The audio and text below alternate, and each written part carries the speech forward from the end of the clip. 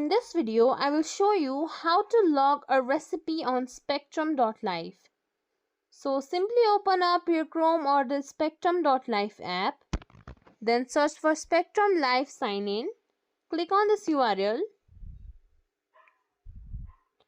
After that, you can enter your email and your password, and if you don't have an account, simply click on New here and sign up. From there, create your account and then sign in. Now to log a recipe, what you have to do is simply search for the recipe section. Once you find the recipe section, click on it. Then type the name of the dish. There you will find multiple recipes. Simply click on the recipe that you like. Then there you will find log or save button. Click on it. After that, the recipe will be logged into your personal account of Spectrum.Life.